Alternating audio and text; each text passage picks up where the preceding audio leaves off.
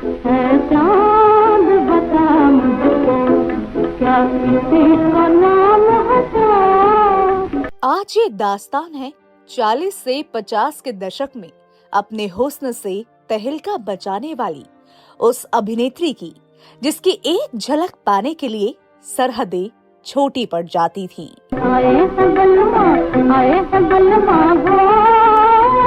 और जिसके हुस्न के चर्चे 7 समंदर पार तक हुआ करते थे। भारतीय सिनेमा के उस सुनहरे दौर की वो ग्लैमर क्वीन, जिनकी सुंदरता में नजाकत भी थी और एक बेबाक खुददारी भी। क्या ये जवानी है, जाते हुए बचपन के। ये कहानी उस दौर की है जब भारतीय सिनेमा के पर्दे पर शर्म ओ हया और सादगी का राज था। 1940 और 50 का वो दशक जब नायिकाएं केवल त्याग और ममता की मूरत मानी जाती थीं। लेकिन इसी बीच एक ऐसा तूफान उठा जिसने बॉम्बे टॉकीज से लेकर हॉलीवुड तक की दीवारों को हिलाकर रख दिया। मंगल सिंह, ऐसी बातें मुंह से निकालते हुए तुम्हें शर्मानी चाहिए। ये हाथ रंगोगे हमारे खून से, ये हाथ। वो हस्ती केवल एक अभिनेत्री नहीं थी, बल्कि वो एक विद्रोह थी। वो उस ग्लैमर का चेहरा थी जिसे उस समय का समाज स्वीकार करने से हिचकिचाता था, लेकिन नजरअंदाज करना उसके बस में नहीं था। दिल की धड़कनों में सकी कौन सा समाया। उन्हें भारत की पहली पिन अप गर्ल कहा गया। एक ऐसी सुंदरी जिसके आधुनिक अंदाज और बेबाक मुस्कान ने 7 समंदर पार बैठे पश्चिमी जगत को भी अपना दीवाना बना दिया। अरे चलो ना, मिस्टर रतनलाल कपूर ही प्राइज डिस्ट्रीब्यूट करेंगे। यही है कुत्तों की नुमाइश के जज। 79 साल पहले जब उन्होंने पर्दे पर अपने पहले रोमांटिक सीन दिए तो समाज में सन्नाटा खिंच गया था। हाथ में सिगरेट, चेहरे पर गजब का आत्मविश्वास और आंखों में वो शरारत जिसने उन्हें लाखों दिलों की धड़कन बना दिया। बंदोबस्त होगा, मैंने कहा वाह ये कौन सी बड़ी बात है, अपनी रसोई से मंगा लिया करेगा, भला आदमी है। लोकप्रियता का आलम ये था कि अंग्रेज और अमेरिकी सैनिक उनकी तस्वीरों को अखबारों से काटकर अपने सीने से लगाकर पर्स में रखते थे। आगे चलकर वो दिलीप कुमार जैसे महान अभिनेता के परिवार की सदस्य बनी, लेकिन अपनी स्वतंत्र पहचान को कभी धुंधला नहीं होने दिया। क्यों सुधाकर, क्या बात है? आज जब हम बॉलीवुड की बोल्ड अभिनेत्रियों की बात करते हैं तो इस फहरिस्त में सबसे पहला नाम उसी ग्लैमर क्वीन का आता है, जिसने आधी सदी पहले ही पितृसत्तात्मक समाज के बनाए हर नियम को अपनी ऊंची हिल्स के नीचे कुचल दिया था। पर दोस्तों, क्या आप जानते हैं कि ये सब उनके लिए इतना आसान नहीं था। जिस समय दुनिया उनकी खूबसूरती की मिसालें देती रही थी, उसी समय समाज का एक बड़ा हिस्सा उन्हें अश्लील कह रहा था। उन्हें ना जाने कितने तंज कसे गए, कितनी नफरतों का सामना करना पड़ा और चरित्रहीन होने के तमगे दिए गए। लेकिन इन सब के बावजूद क्या आप जानते हैं कि उन्होंने बॉलीवुड में वो मुकाम कैसे हासिल किया जहां बड़े बड़े दिग्गज उनके सामने फीके पड़ जाते थे। चाचा जी, जनक का आपने जीता है, आपको मुबारक हो। आखिर क्या वजह थी कि विभाजन के दौर में जब सब कुछ बट रहा था, उन्होंने पाकिस्तान ना जाकर हिंदुस्तान को चुना? और फिर वो कौन सा मोड़ आया जब उन्हें मजबूरन पाकिस्तान जाना पड़ा और वहां जाकर कट्टरपंथी समाज के शिकार बन गई? और वो क्या कहानी थी जिसने उन्हें भारत के सबसे बड़े सुपरस्टार दिलीप कुमार की सगी भाभी बना दिया? फिर यही रिश्ता कैसे पारिवारिक दुश्मनी में बदल गया? दोस्तों, क्या आप जानते हैं कि पति की अचानक मौत के बाद वो शराबी बन गई थी। वो इतनी हताश हो गई थी कि उन्होंने खुद को समाज से ही काट लिया था और फिल्मी पर्दे से 50 साल तक दूर रहीं। कम्मू, तू हैरान रह जाएगी जब इससे कहूंगी मेरे बचपन की सहेली, मेरे जवानी के सपनों को तू अपने पास छुपा कर रखे हुए है। मैं? तू समझ भी कौन है मेरा पिक्चर? उनकी जिंदगी में एक ऐसा दौर भी आया जब उन्हें अपना घर खाली कराने के लिए कोर्ट के चक्कर काटने पड़े। आर्थिक तंगी उनके जीवन में इस कदर बढ़ गई थी कि उनके पास कुछ भी खाने को नहीं था। जीवन में कुछ ऐसे मोड़ भी आए जो डरावने भी थे और बेहद दुखद भी। क्यों किया? दुखों का सिलसिला यही नहीं थमा, उन पर दूसरे का पति चुराने और तलाक कराने के आरोप तक लगे। ये अभिनेत्री किसकी सौतन बन गई थी जिससे पूरा परिवार बिखर गया।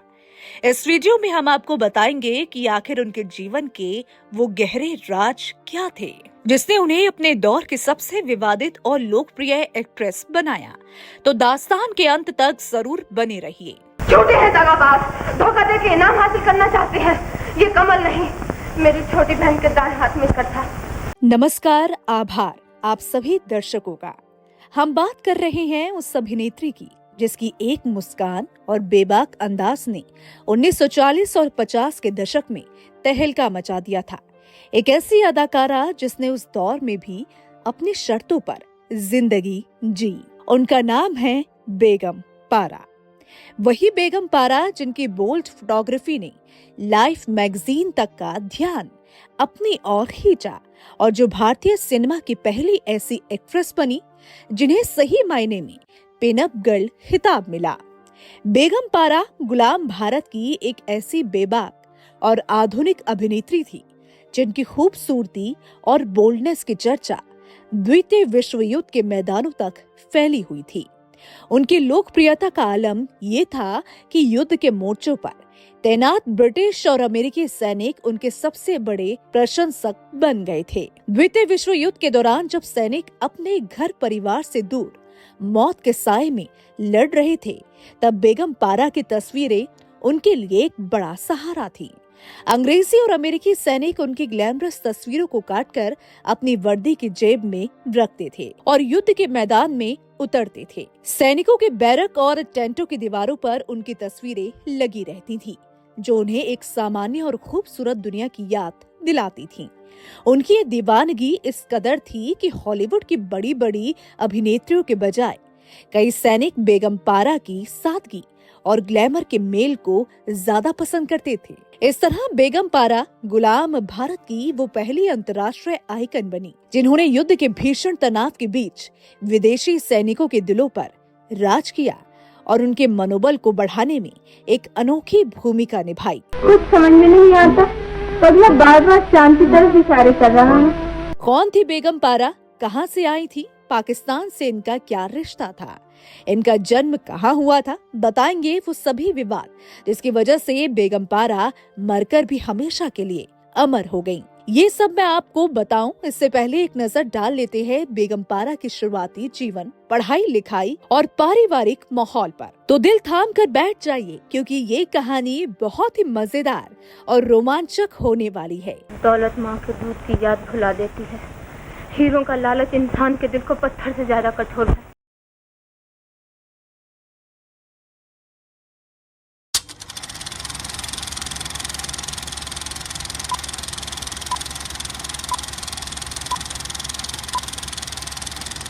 नमस्कार, आदाब, आप देख रहे हैं बॉलीवुड दास्तान। बेगम पारा का जन्म 9 दिसंबर 1926 को पाकिस्तान के झेलम के एक बेहद प्रतिष्ठित, शिक्षित और कुलीन मुस्लिम परिवार में हुआ था। बचपन में उनका नाम जुबैदा हक रखा गया था। उनके पिता मियां एहसान उल हक कानून के विद्वान और एक सम्मानित न्यायाधीश थे। उनके करियर की सफलता का अंदाजा इसी बात से लगाया जा सकता है कि वो बाद में बीकानेर रियासत के मुख्य न्यायाधीश के पद तक पहुंचे। उनका परिवार न केवल रसूखदार था बल्कि विचारों में भी काफी आधुनिक था। बेगम पारा का बचपन बीकानेर के भव्यता और अनुशासन के बीच बीता। एक रईस और ऊंचे घराने की बेटी होने के नाते उन्हें वो तमाम सुविधाएं मिली जो उस दौर में लड़कियों के लिए सपना हुआ करती थी। उन्हें घुड़सवारी, शिकार और कई तरह के खेल कूद की पूरी आजादी दी गई। इसी खुले माहौल और बेखौफ परवरिश ने उनके व्यक्तित्व में एक बिंदासपन और आत्मविश्वास भर दिया था जो बाद में पर्दे पर उनकी पहचान बना। उनके भाई मसरूर हक ने भी ग्लैमर की दुनिया की ओर रुख किया और अभिनय में अपना हाथ आजमाया, जिससे बेगम पारा के लिए भी कला के क्षेत्र में सोचना आसान हो गया। फिल्मों में उनके आने का किस्सा भी बड़ा दिलचस्प है। उनके भाई मसरूर हक पहले ही मुंबई जाकर फिल्मों में किस्मत आजमा रहे थे।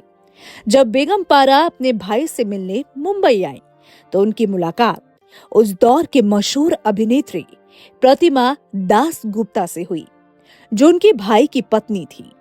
प्रतिमा ने जुबैदा के भीतर छिपी अभिनेत्री को पहचाना और उन्हें फिल्मों में आने के लिए प्रेरित किया। हालांकि एक जज की बेटी का फिल्मों में जाना उस वक्त समाज के लिए एक बहुत बड़ा झटका था, लेकिन अपने आधुनिक विचारों वाले परिवार और भाई भाभी के सहयोग से उन्होंने 1944 में फिल्म चांद से अपना सफर शुरू किया और अपना नाम बदलकर बेगम पारा रख लिया।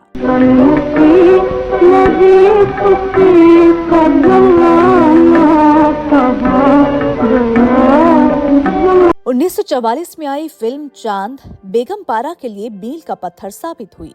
इस फिल्म से जुड़ा एक मशहूर किस्सा ये है कि जब निर्देशक प्रभात कपूर ने उन्हें देखा तो वो उनकी खूबसूरती और बेबाकी से इतने प्रभावित हुए कि उन्होंने तुरंत उन्हें साइन कर लिया। चांद की अपार सफलता के बाद बेगम पारा रातों रात चर्चा में आ गईं। वो उस दौर की अन्य अभिनेत्रियों से बिल्कुल अलग थीं। जहां उस जमाने की हीरोइनें शर्मीले और पारंपरिक होती थीं, तो वहीं बेगम पारा सेट पर भी सिगरेट पीती थीं, विस्की का शौक रखती थी और कैमरों के सामने बेबाक होकर पोज देती थी। बेगम पारा का ये बेधड़क अंदाज उस समय सामने आया जब भारत अंग्रेजों का गुलाम था और समाज में पुरानी सोच का बोलबाला था। उस दौर में महिलाओं पर बहुत पाबंदियां थीं। वो ना तो सबके सामने सिगरेट पी सकती थी और ना ही तेज आवाज में बात कर सकती थी। जहां ज्यादातर अभिनेत्रियां सिर पर पल्लू रखकर सादगी से रहती थीं, तो वहीं बेगम पारा ने अपने पहनावे और व्यवहार से समाज की पुरानी सोच को चुनौती दी। उनकी यह आजादी सिर्फ दिखावा नहीं थी, बल्कि उन बंधनों के खिलाफ एक आवाज थी जो औरतों को सिर्फ घर तक सीमित रखना चाहते थे। चांद की कामयाबी के बाद बेगम पारा के पास एक के बाद एक कई बड़ी फिल्मों के ऑफर आने लगे। ब्रिटिश शासन की पाबंदियों के बावजूद उन्होंने अपनी एक अलग पहचान बनाई। साल 1946 में उनकी फिल्म सोनी महिवाल आई, जिसने उन्हें एक रोमांटिक हीरोइन के रूप में भी मशहूर कर दिया। इसके बाद 1947 में आजादी मिलने से कुछ समय पहले नील कमल रिलीज हुई। इस फिल्म से जुड़ा एक बहुत ही दिलचस्प किस्सा है। उस वक्त राज कपूर फिल्म इंडस्ट्री में बिल्कुल नए थे, जबकि बेगम पारा एक बहुत बड़ी स्टार बन चुकी थी। शूटिंग के दौरान जब राज कपूर उनसे मिलने आए तो वो बेगम पारा के आत्मविश्वास और उनके बात करने के बेबाक तरीके को देखकर ही दंग रह गए थे। बेगम पारा ने उस समय के न्यू कमर राज कपूर को सेट पर इतना सहज महसूस कराया कि उनके बीच की केमिस्ट्री फिल्म में साफ नजर आई। उसी साल 1947 में फिल्म मेहंदी भी रिलीज हुई। ये वो समय था जब पूरा देश आजादी के लिए संघर्ष कर रहा था। फिल्म के शूटिंग के वक्त अक्सर अंग्रेज अधिकारी वहां चक्कर लगाते थे और सेट पर माहौल काफी तनावपूर्ण रहता था, लेकिन बेगम पारा ने अपनी शर्तों पर काम करना जारी रखा और किसी भी दबाव में नहीं आई। 1950 के दशक की शुरुआत तक बेगम पारा की लोकप्रियता 7वें आसमान पर पहुंच चुकी थी। इसी दौरान प्रसिद्ध अमेरिकी पत्रिका लाइफ के फोटोग्राफर जेम्स बर्क भारत आए थे। उन्होंने बेगम पारा की उस बिंदास छवि के बारे में काफी सुना था, जो उस समय के भारतीय समाज के लिए एकदम नई थी। 1951 में हुआ ये फोटोशूट न केवल उनके करियर बल्कि भारतीय फोटोग्राफी के इतिहास में भी एक यादगार घटना बन गया। सफेद साड़ी पहने, हाथ में सिगरेट लिए और बाथटब के पास बैठकर दिए गए उनके पोज ने पूरी दुनिया में तहलका मचा दिया था। इस फोटोशूट के बाद बेगम पारा को आधिकारिक तौर पर भारत की पहली पिनअप गर्ल कहा जाने लगा। हालांकि यही बोल्ड इमेज आगे चलकर उनके करियर और निजी जीवन के लिए एक अभिशाप जैसी साबित होने लगी। समाज और फिल्म इंडस्ट्री उन्हें केवल एक सीमित सेक्सी इमेज के दायरे में देखने लगी थी, जिससे उनके अभिनय की गहराई कहीं पीछे छूट गई। इस फोटोशूट के बाद उन्हें गंभीर किरदारों के बजाय केवल ग्लैमरस और छोटे रोल ऑफर होने लगे। लोग उनकी अदाकारी को भूलकर केवल उनके बाथटब पोज की चर्चा करने लगे, जिससे उन्हें काफी मानसिक तनाव झेलना पड़ा। लेकिन बेगम पारा एक बेहद साहसी महिला थी। उन्होंने दुनिया की परवाह किए बिना और समाज की आलोचना को नजरअंदाज करते हुए अपना फिल्मी सफर जारी रखा। अपनी हिम्मत के बल पर उन्होंने 1953 में लैला मजनू जैसे फिल्म की, जिसमें उनकी अदाकारी ने एक बार फिर से साबित किया कि वो सिर्फ एक सुंदर चेहरा नहीं बल्कि एक मंजी हुई कलाकार हैं। इसके बाद 1956 में उनकी फिल्म कर भला चर्चा में आई। इस फिल्म के पीछे की कहानी भी दिलचस्प है। ये वो दौर था जब इंडस्ट्री उन्हें टाइप कास्ट करने की कोशिश कर रही थी, लेकिन उन्होंने इस फिल्म के जरिए खुद को एक अलग अवतार में पेश किया। वो फिल्मों के चुनाव में अपनी मर्जी चलाती थी और किसी के दबाव में नहीं आती थी। वो फोटोशूट साए की तरह उनके साथ चलने लगा और उनका पीछा ही नहीं छोड़ रहा था। समाज और फिल्म इंडस्ट्री उन्हें केवल एक सीमित, सेक्सी और बोल्ड इमेज के दायरे में देखने लगी थी। इस फोटोशूट के कारण उन्हें गंभीर किरदारों के बजाय केवल छोटे और ग्लैमरस रोल ही मिलने लगे। लोगों की नजरों में उनकी अदाकारी की गहराई कहीं पीछे छूट गई।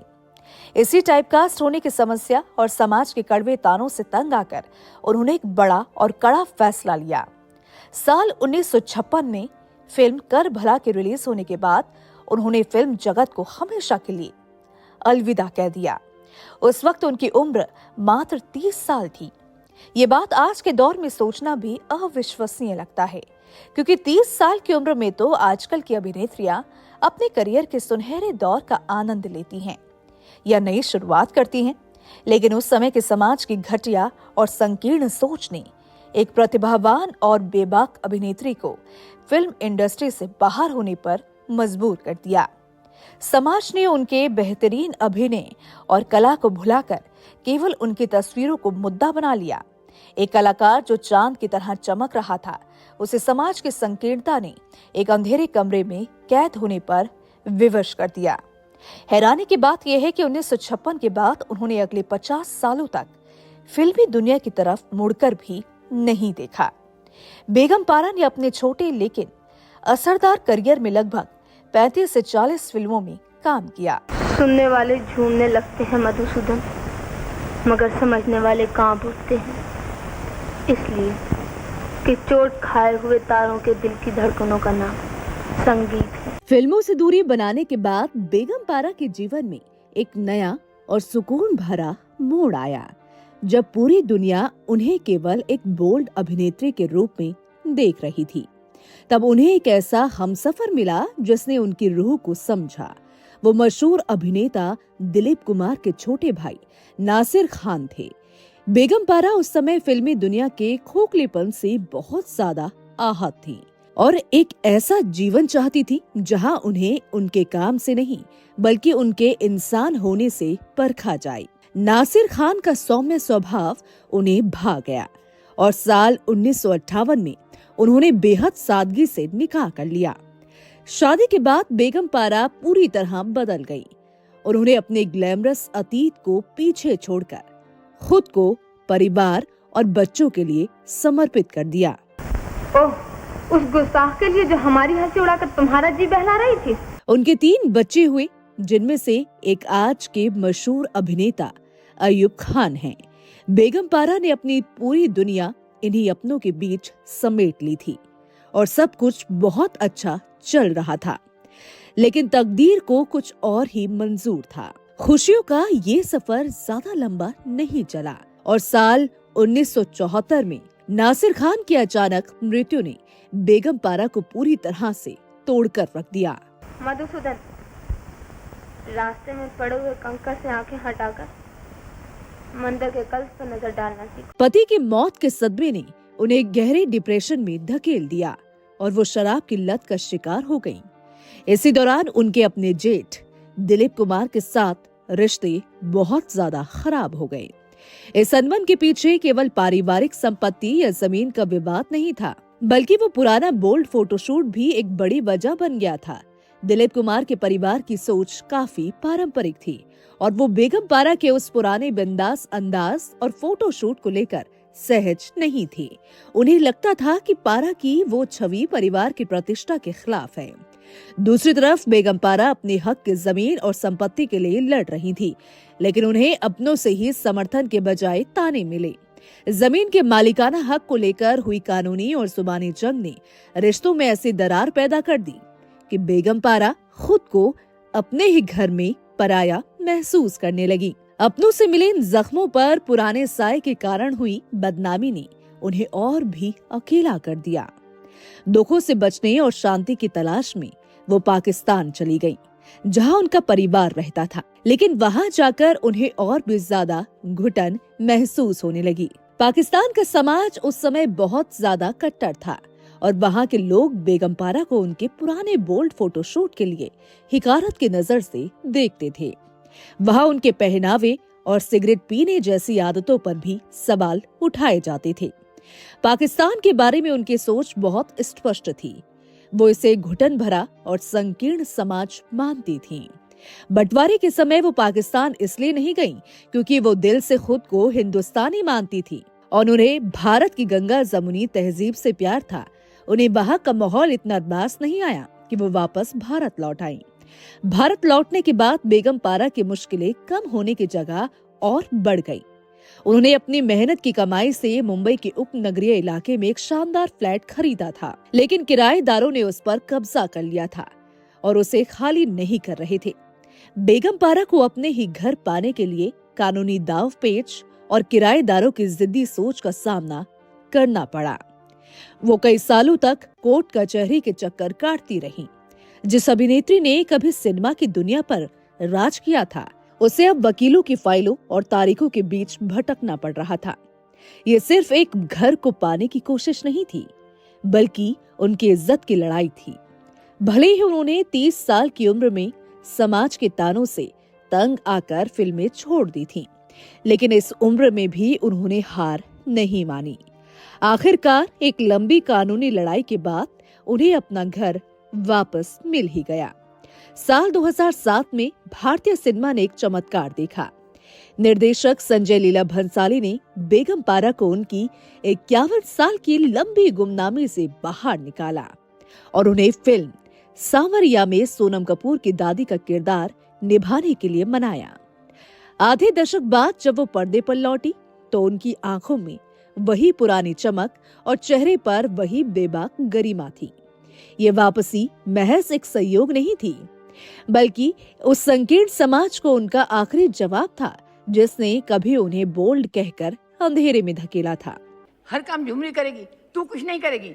जा उस बूढ़े को जाके बोल दे, उसको नाश्ता मिलेगा तो दिन में सिर्फ एक बार। सांवरिया के रिलीज होने के कुछ ही महीनों बाद 9 दिसंबर 2008 को 82 वर्ष की आयु में बेगम पारा ने इस दुनिया को सदा के लिए अलविदा कह दिया।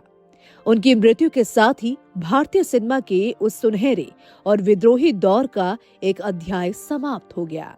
लेकिन उनकी कहानी आज भी उन लोगों के लिए प्रेरणा है जो अपनी शर्तों पर जीने की हिम्मत रखते हैं।